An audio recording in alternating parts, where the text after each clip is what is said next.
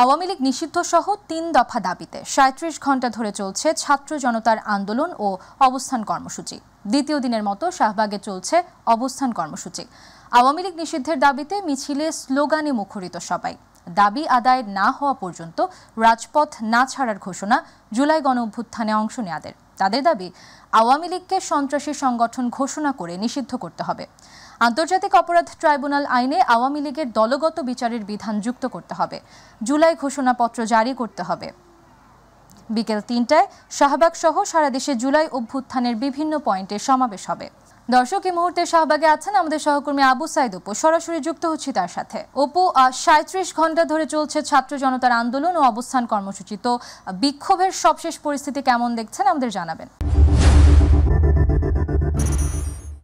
উর্মি, আপনাকে ধন্যবাদ। আপনার মাধ্যমে আমি দর্শকদেরকে জানাতে চাই যে আওয়ামী লীগের রাজনীতি নিষিদ্ধের দাবিতে কিন্তু গত দুদিন থেকে কিন্তু এই শাহবাগে ব্লকের কর্মসূচি সহ সারা দেশে কিন্তু বিক্ষোভ কর্মসূচি অব্যাহত রয়েছে। এর একটি মাত্র কারণ হলো যে ২৪ সালের যে ৫ই আগস্ট যে আওয়ামী লীগ সরকারের যে পতন হয়েছে এবং দেশপরতক এই সরকারের বিরুদ্ধে যে অবস্থান নিয়েছে, কারণ তারা গণহত্যা বিরোধীর সাথে জড়িত ছিল এবং শাপলা চত্বর সহ এবং ৫ই আগস্টের যে ছাত্র জনতার উপর যে নির্মমভাবে নির্বিচারে পুলিশকে রাজনৈতিক হাতি হিসেবে ব্যবহার করে যে হত্যা করা হয়েছে, তারই প্রতিবাদে এবং আওয়ামী লীগ যেন এই বাংলার মাটিতে আর কখনো রাজনীতি করতে না পারে সেই লক্ষ্যে কিন্তু গতকালকের মতো আজকে কিন্তু সেই সকাল থেকে এই শাহবাগ মোড়ে ব্লকের কর্মসূচি পালন করছে।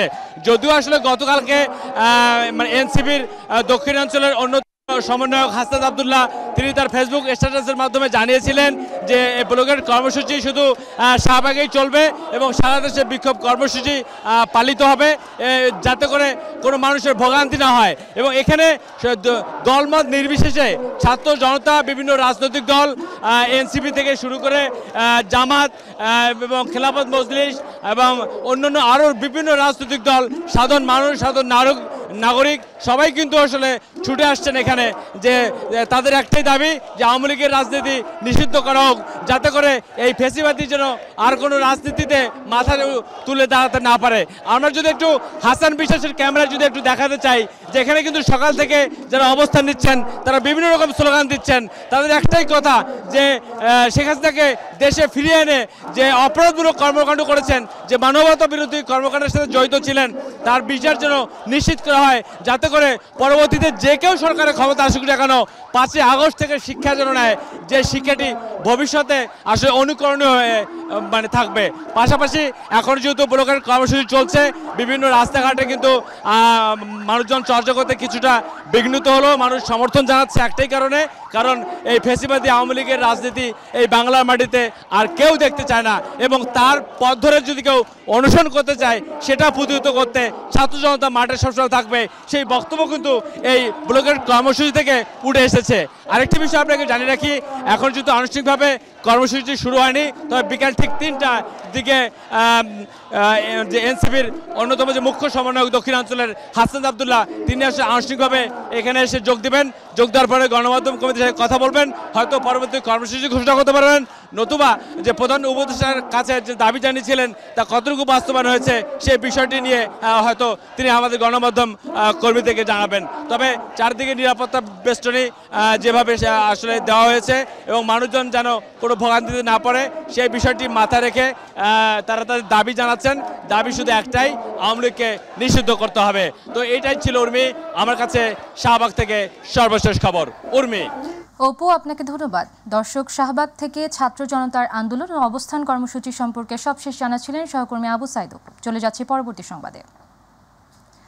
নাহিদ আসিফ মাহফুজ অন্তর্বর্তী সরকারের থেকে আওয়ামী লীগ নিষিদ্ধের জন্য কোনো ধরনের ব্যবস্থা করেনি বলে জানিয়েছেন গণ অধিকার পরিষদের সভাপতি নুরুল হক নূর। দুপুরে আওয়ামী লীগ নিষিদ্ধের বিষয়ে প্রধান উপদেষ্টার কাছে স্মারকলিপি প্রদানের পর আয়োজিত বিক্ষোভ মিছিলে তিনি এই কথা বলেন।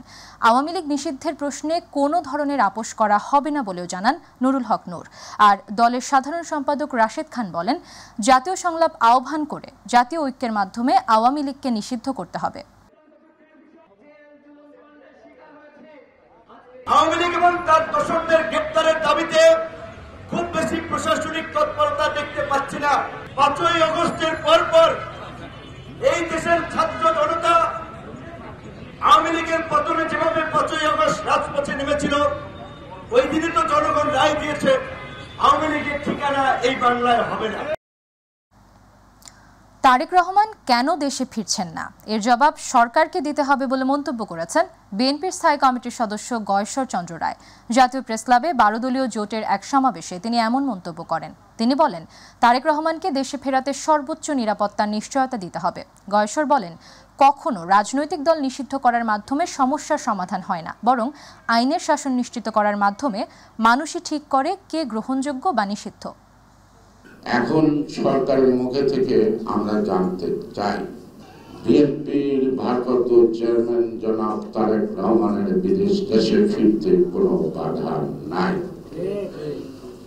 সেকেন্ডারি নিরাপত্তা দেখা যাবে আল্লাহ কারে কোথায় মারে কখন মারে কথা। আমি মনে করি নিরাপত্তা জনিত কারণটা এখানে কারণ না। আর কিছুক্ষণ পরেই চট্টগ্রামে শুরু হচ্ছে তারুণ্যের মহাসমাবেশ। জাতীয়তাবাদী যুবদল, স্বেচ্ছাসেবক দল ও ছাত্র দলের উদ্যোগে দেশব্যাপী 4টি মহাসমাবেশের প্রথমটি হচ্ছে চট্টগ্রামে। নগরীর পোলো গ্রাউন্ডে মহাসমাবেশ বেলা 3টায় শুরু হবার কথা থাকলেও সকাল থেকেই মাঠে আসতে শুরু করেন অংশগ্রহণকারীরা। আয়োজকরা জানিয়েছেন, আজকের সমাবেশে যোগ দেবেন চট্টগ্রাম বিভাগের তরুণরা। তারুণ্যের অধিকার প্রতিষ্ঠার এই সমাবেশে বক্তব্য রাখবেন বিএনপি মহাসচিব মির্জা ফখরুল ইসলাম আলমগীর। পরবর্তী সমাবেশগুলো অনুষ্ঠিত হবে যথাক্রমে 16 মে খুলনায়, 23 মে বগুড়া ও সবশেষ 27 মে ঢাকায় অনুষ্ঠিত হবে তারুণ্যের মহাসমাবেশ। জনভোগান্তি এড়াতে সড়ক অবরোধ না করার অনুরোধ জানিয়েছেন স্বরাষ্ট্র উপদেষ্টা লেফটেন্যান্ট জেনারেল অবসরপ্রাপ্ত মোহাম্মদ জাহাঙ্গীর আলম চৌধুরী। দুপুরে হযরত শাহজালাল আন্তর্জাতিক বিমানবন্দর পরিদর্শনের পর তিনি এই অনুরোধ জানান। শেখ হাসিনাকে দেশে ফিরিয়ে আনতে ইন্টারপোল কাজ করছে জানিয়ে স্বরাষ্ট্র উপদেষ্টা জানান, সাবেক রাষ্ট্রপতি আব্দুল হামিদের দেশত্যাগে কারো গাফিলতি আছে কিনা তা খতিয়ে দেখা হচ্ছে। সবারই দাবি দাওয়াটা যদি রাস্তা ছেড়ে এমন জায়গায় করে যেখানে জনগণের ভোগান্তি না হয় ওই জায়গায় করতে পারলে সবচেয়ে ভালো। এই ব্যাপারে সবচেয়ে বেশি আপনারা আমাদের সাহায্য করতে পারেন।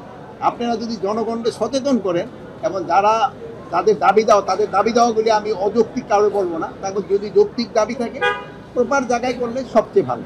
এখন দেখছেন যে তারা কিন্তু প্রথমে এক জায়গায় যেখানে বলার পরে তারা কিন্তু শিফট করে গেছে অন্য জায়গায়। এখন ওই জায়গায় তো কিছুটা জনভোগান্তি হচ্ছে, তারপরে ওনারা কিন্তু ওই অ্যাম্বুলেন্স এবং গাড়ি ছাড়ি যাওয়ার জন্য কিন্তু এরা সুযোগ করে দিচ্ছে। টানা 3 দিন ধরে দেশের সব বিভাগে তাপপ্রবাহ বইছে। দেশের 2 জেলায় তীব্র তাপপ্রবাহ বয়ে গেছে। আজও দেশের কোথাও কোথাও তীব্র তাপপ্রবাহের আভাস দিয়েছে আবহাওয়া অফিস। আজ সারা দেশে দিন ও রাতের তাপমাত্রা অপরিবর্তিত থাকতে পারে, তাপপ্রবাহ অব্যাহত থাকতে পারে। আবহাওয়া অফিস বলছে, রাজশাহী ও চুয়াডাঙ্গা জেলাসমূহের উপর দিয়ে তীব্র তাপপ্রবাহ বয়ে যাচ্ছে। ঢাকা, ময়মনসিংহ, চট্টগ্রাম ও বরিশাল বিভাগ সহ রাজশাহী ও খুলনা বিভাগের অবশিষ্টাংশ এবং রংপুর, দিনাজপুর, কুড়িগ্রাম ও মৌলভীবাজার জেলাসমূহের উপর দিয়ে মৃদু থেকে মাঝারি ধরনের তাপপ্রবাহ বয়ে যাচ্ছে। আগামী 18-19 মের দিকে তাপমাত্রা কিছুটা প্রশমিত হতে পারে। দর্শক, এই মুহূর্তে রাজশাহী থেকে তাপপ্রবাহের খবর জানাচ্ছেন প্রতিনিধি শাহরিয়ার অন্তু। আপনাকে ধন্যবাদ। আপনি ঠিক যেমনটি বলছিলেন, দর্শকদের উদ্দেশ্যে আমি বলে রাখতে চাই, গত কয়েকদিন থেকেই রাজশাহী অঞ্চলে তীব্র তাপদাহ লক্ষ্য করা যাচ্ছে।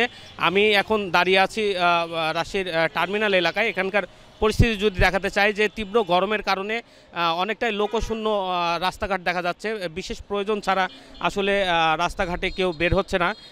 এছাড়া আমার রাজশাহী আবহাওয়া অফিসের সাথে কথা হয়েছে, উনি আমাকে যেটি জানিয়েছেন যে আজকে সকাল 10টার সময় রাজশাহীর তাপমাত্রা ছিল 35.5 ডিগ্রি সেলসিয়াস, 35.5 ডিগ্রি সেলসিয়াস এবং দুপুর 12টার সময় তাপমাত্রা রেকর্ড করা হয়েছে 38.7 ডিগ্রি সেলসিয়াস। এছাড়া আমি আর কিছু তথ্য জানিয়ে রাখতে চাই যে রাজশাহীতে বিশেষ করে যারা খেটে খাওয়া মানুষ তারা আসলে বেকায়দায় পড়েছে। তাদের আসলে দিন আনে দিন খায়, তারা যদি কর্মে না বের হয় তাদের আসলে তাদের জীবন যাপন করা আসলে খুব কষ্টকর হয়ে দাঁড়ায়। এছাড়া আমার আবহাওয়া অফিসের সাথে কথা হয়েছে, এই প্রবাহ যেটা মৃদু তাপপ্রবাহ বলছে, এটা আরও কয়েকদিন বাড়তে পারে। বিশেষ করে রাজশাহী অঞ্চলে এই তাপমাত্রা আরও সামনের দিকে বাড়বে বলে আমাকে জানিয়েছেন রাজশাহী আবহাওয়া অফিসের ভারপ্রাপ্ত কর্মকর্তা। তো দর্শক, রাজশাহী থেকে তীব্র তাপদাহের এই ছিল আমার কাছে সর্বশেষ তথ্য। শাহরিয়ার অন্তু, আপনাকে ধন্যবাদ। দর্শক, তাপদাহ পরিস্থিতির খবর জানতে এবারে আমরা চলে যাচ্ছি রংপুরে। সেখান থেকে সরাসরি যুক্ত হচ্ছেন সহকর্মী মাহমুদুল হাসান। মাহমুদুল, উত্তরাঞ্চলের তাপদাহ পরিস্থিতির কি খবর আছে আপনার কাছে, আমাদের জানাবেন। জানিয়ে রাখি যে উত্তরাঞ্চলে বেশ কদিন ধরে যে খরজে রোদের তাপ সেটি কিন্তু আমরা লক্ষ্য করেছি। তবে উত্তরাঞ্চলে কিন্তু আমরা দেখেছি যে এই সময়টা যে নিম্নাঞ্চলগুলো সেখানে কিন্তু যে ধান কিন্তু কৃষকের যে একেবারে পরিপক্ক সেগুলো কিন্তু তোলার যে ব্যস্ত সময় পার করছে। তবে আমি রয়েছি একেবারে দিনাজপুর অঞ্চলে, সেখানে কিন্তু আপনাকে জানিয়ে রাখি যে আমি রয়েছি একটি রেল স্টেশনে, এখানে বিরামপুর রেল স্টেশনে। সেখানে যদি আপনাকে জানিয়ে রাখি যে এখানে সবসময় কিন্তু মানুষের যে আনাগোনা সেটি থাকতো, এই তীব্র রোদের কারণে কিন্তু সেখানে আসলে জনমানবহীন কিন্তু আসলে রেল স্টেশনটা কিন্তু পুরোটাই আসলে ফাঁকা দেখা যাচ্ছে। এবং বিশেষ করে জানিয়ে রাখি যে এই তীব্র রোদের কারণে শ্রমজীবী মানুষরা কিন্তু অনেকটাই কষ্টে রয়েছে। এবং আমরা একটু কথা বলতে চাই যে আমাদের মাই টিভির দিনাজপুরের বিরামপুর প্রতিনিধি রয়েছেন আসলে কামরুজ্জামান, আপনার কাছে জানতে চাই যে এই যে আপনার অঞ্চলে এখন আসলে কি রকম এই যে গরমের যে তাপমাত্রা এখন যেটা বিরাজ করছে, কেমন বিরাজ করছে এখানে? ধন্যবাদ। আসলে গত কয়েকদিন যাবত এখানে প্রচণ্ড তাপমাত্রা বিরাজ করছে। 36 থেকে 37 ডিগ্রি সেলসিয়াস তাপমাত্রা বিরাজ করায় এখানকার অসহায় দিনমজুর খেটে খাওয়া মানুষরা অনেকটা বিপদে পড়ে গেছে। বিশেষ করে যদি বলতে চাই, ইতিমধ্যে আমাদের এই এলাকার মধ্যে বোরো কাটা শুরু হয়েছে, ধান কাটাকাটি চলতেছে। এই ধানের যে লেবার শ্রমিক তারা ঠিকমতো তাদের মজুরি সম্পন্ন করতে পারতেছে না। পক্ষান্তরে আমরা অনেকটা লক্ষ্য করেছি আমাদের এলাকায় যে রিক্সা, ভ্যান চালক আরও যারা দরিদ্র আছে এবং এখানে আমাদের যে সার কারখানা, ওএলএসডি এবং খাদ্য গুডাউন, এখানে লেবাররা যারা কাজ করে এই তীব্র গরমের কারণে এই লেবাররা তারা ঠিকমতো কাজ করতে পারতেছে না। ধন্যবাদ। জি, আমরা আর একটু শুনতে চাই যে আসলে এই অঞ্চলে যে মানুষ এই সময় কাটামাটিতে ব্যস্ত, বড় ধান কাটামাটিতে ব্যস্ত রয়েছে, তো সেই ক্ষেত্রে আসলে এই অঞ্চলের মানুষ কেমন? এই রোদ তো এখন প্রচুর রোদ, কিন্তু শ্রমজীবী মানুষরা কিন্তু অনেকটাই আসলে হতাশায় রয়েছে, কি বলবেন? হতাশায় রয়েছে, অনেকে দেখা যাচ্ছে যে ঠিকমতো ওরা কাজ করতে পারতেছে না এই রোদের তাপের কারণে। আবার দেখা যাচ্ছে যে ঠিকমতো মজুরি পাচ্ছে না, রোদের কারণে বিভিন্ন আর কি পড়ে গেছে। আপনার রোদের চলতেছে 36 ডিগ্রি 37 পর্যন্ত চলতেছে। জি, ধন্যবাদ। যেমনটা শুনছিলেন যে উর্মি, যে এই অঞ্চলের মানুষ কিন্তু যে শ্রমজীবী মানুষরা যখনই আসলে তীব্র গরম, এখন আপনাকে যদি জানিয়ে রাখি যে তীব্র গরমের সাথে সাথে কিন্তু উত্তরাঞ্চলে যে লোডশেডিং সেটি কিন্তু আসলে ধীরে ধীরে কিন্তু বৃদ্ধি পাচ্ছে। এ কারণে কিন্তু আমরা দেখেছি যে বিশেষ করে যারা কর্মজীবী মানুষ, শ্রমজীবী মানুষ যারা শ্রম বিক্রি করে খায়, সেই মানুষগুলো কিন্তু এই তপ্ত রোদে কিন্তু তারা আসলে খুব ঘর থেকে কম বের হচ্ছে। এ কারণে কিন্তু আসলে অনেকগুলো পরিবার তারা কিন্তু আসলে কর্মে যেতে না পেরে কিন্তু তাদের যে পরিবার নিয়ে কিন্তু অনেকটাই শঙ্কায় কাটে। এই কারণে কিন্তু আসলে তারা তাদের যে কর্মময় জীবন সেটি থেকে কিন্তু অনেকটাই দূরে সরে যাচ্ছে। এই ছিল উর্মি উত্তরাঞ্চল থেকে এই যে আজকে তীব্র তাপমাত্রা নিয়ে সর্বশেষ। মাহমুদুল, আপনাকে ধন্যবাদ। দর্শক, দিনাজপুর থেকে উত্তরাঞ্চলের তাপপ্রবাহের খবর জানাচ্ছিলেন সহকর্মী মাহমুদুল হাসান। চলে যাচ্ছে পরবর্তী সংবাদে। ডাকসু নির্বাচনের জন্য এই মাসেই কমিশন গঠন ও ভোটার তালিকা চূড়ান্ত করা হবে। নির্বাচনের অগ্রগতির বিষয়ে গণমাধ্যমে পাঠানো এক টাইমলাইনে এমন তথ্য জানায় ঢাকা বিশ্ববিদ্যালয় কর্তৃপক্ষ। যদিও সুষ্ঠু পরিবেশ বজায় রেখে শিক্ষার্থী বান্ধব ক্যাম্পাস গড়তে ছাত্র সংসদের বিকল্প নেই বলে মত শিক্ষার্থীদের। তবে এখনও চূড়ান্ত হয়নি ভোটের তারিখ। তবে অতীতের মতো বিতর্কিত কোনো নির্বাচন চান না তারা। বিস্তারিত শিমুল খানের রিপোর্টে। বাংলাদেশের গণতান্ত্রিক আন্দোলনের অন্যতম সূতিকাগার ঢাকা বিশ্ববিদ্যালয়। 52 ভাষা আন্দোলন, 69-এর গণ অভ্যুত্থান, 71-এর মহান মুক্তিযুদ্ধ, 90-এর স্বৈরাচার বিরোধী আন্দোলন, 24-এর ফ্যাসিবাদ বিরোধী আন্দোলন, দাবি আদায়ের সব আন্দোলনেই সামনে থেকে নেতৃত্ব দিয়েছে এই বিশ্ববিদ্যালয়ের শিক্ষার্থীরা। কিন্তু নিয়মিত নির্বাচন না হওয়ায় এই বিশ্ববিদ্যালয়ের শিক্ষার্থীদের দাবি আদায়ে ভূমিকা রাখতে পারছে না ছাত্র সংসদ। স্টুডেন্টরা যারা আছি আমরা বর্তমানে, তাদের সবার একটা কাম্য যে আমরা একটা নির্বাচনের মাধ্যমে সঠিক প্রার্থীদেরকে খুঁজে পাবো বা আমাদের ক্যাম্পাসের একটা সুষ্ঠু পরিবেশ বজায় থাকবে, সেই হিসাবে আমরা অতি সত্বর একটা সুষ্ঠু নির্বাচন চাচ্ছি। গেল 15 বছরে ছাত্রলীগের দখলদারিত্ব মুক্ত হয়ে 5 আগস্ট পরবর্তী সময় সহ অবস্থান বিরাজ করছে ছাত্র সংগঠনগুলোর মধ্যে। তাই ছাত্র সংসদ নির্বাচনের দাবি ওঠে জোরে সোরে। যদিও এখনই ডাকসু নির্বাচনের উপযুক্ত সময় কিনা তা নিয়ে ক্রিয়াশীল ছাত্র সংগঠনগুলোর মধ্যে মতপার্থক্য রয়েছে। 2019 সালে ডাকসু নির্বাচন হয়েছিল এবং সেই নির্বাচনে আমাদের যে আকাঙ্ক্ষা ছিল, শিক্ষার্থীদের যে প্রতিনিধিত্ব আসার কথা ছিল, আমাদের যে ভোটের অধিকার থাকার কথা ছিল, সেটা আমরা পাইনি এবং শিক্ষার্থীদের স্বপ্নভঙ্গ হয়েছে।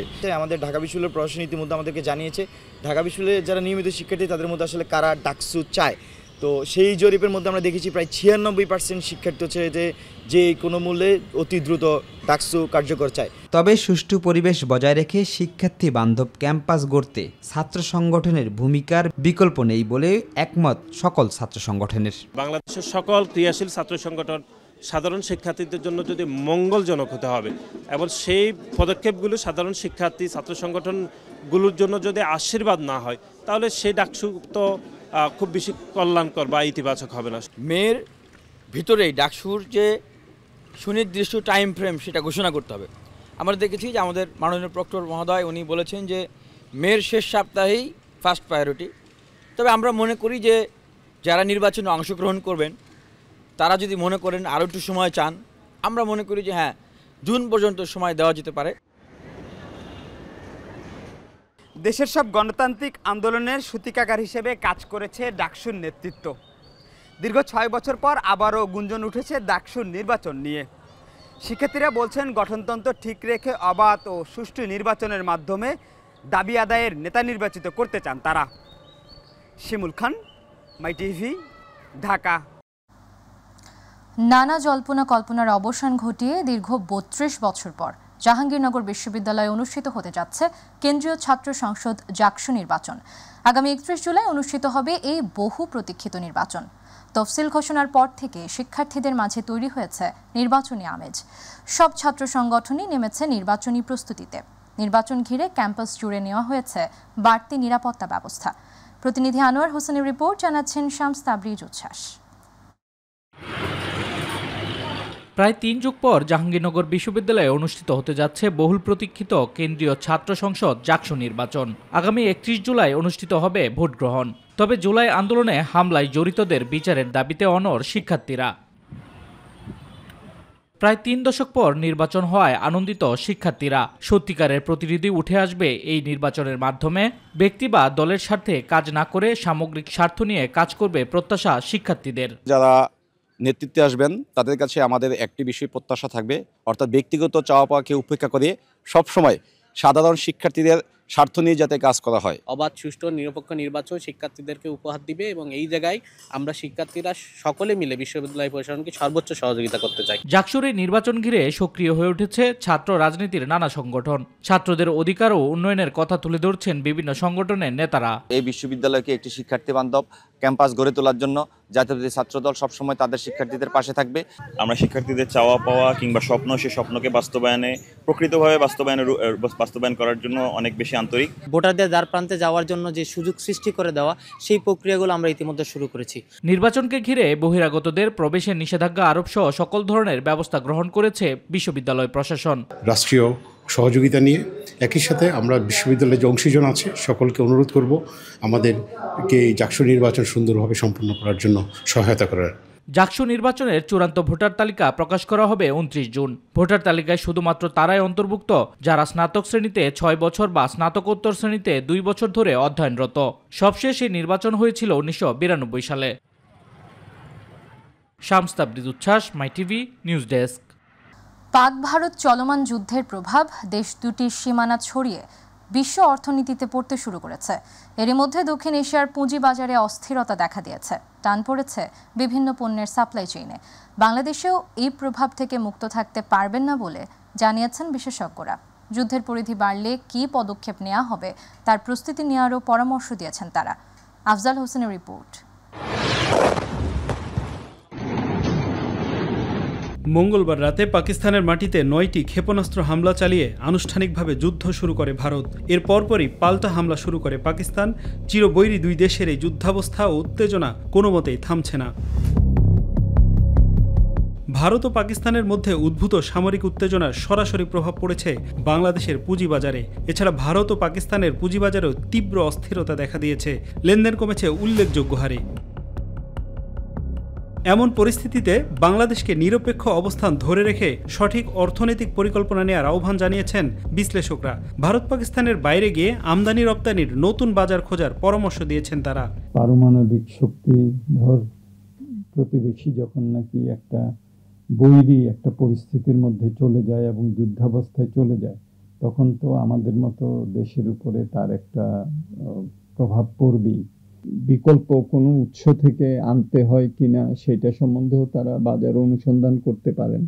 ভারত পাকিস্তান যুদ্ধের কারণে ইতিমধ্যেই পুরো যে দক্ষিণ এশিয়ার সাপ্লাই চেইন সেটা কিন্তু ডিসরাপ্টেড হয়ে গেছে এবং এই মুহূর্তে যে টেনশন চলছে এবং যুদ্ধকে ঘিরে যে ধরনের অস্থিরতা ঝুঁকি সেগুলো ইতিমধ্যে বাংলাদেশের যে বাণিজ্য পুরো দক্ষিণ এশিয়ার সাথে যে বাণিজ্য সেটাকে ইতিমধ্যে ব্যাহত করছে।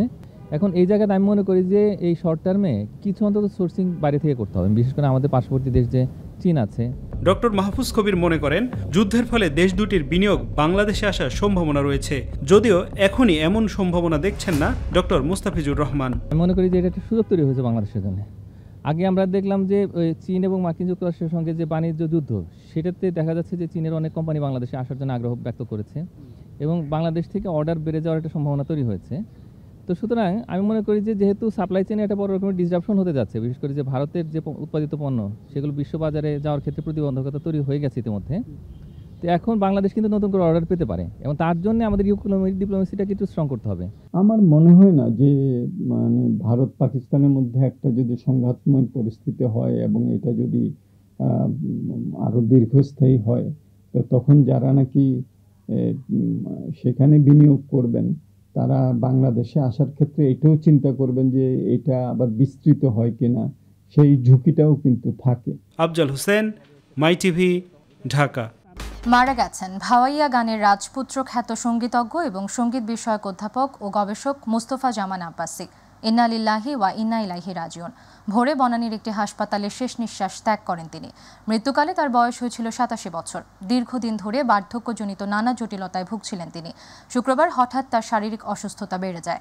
শ্বাসকষ্টের সমস্যা দেখা দিলে বনানীর একটি হাসপাতালে ভর্তি হন। সেখানেই চিকিৎসারত অবস্থায় ভোর 5:30টায় তিনি শেষ নিঃশ্বাস ত্যাগ করেন। মুস্তাফা জামান আব্বাসী উপমহাদেশের এক প্রখ্যাত সঙ্গীত পরিবারের সন্তান। তার বাবা কিংবদন্তি লোকসঙ্গীত শিল্পী ও সুরকার আব্বাস উদ্দিন আহমদ।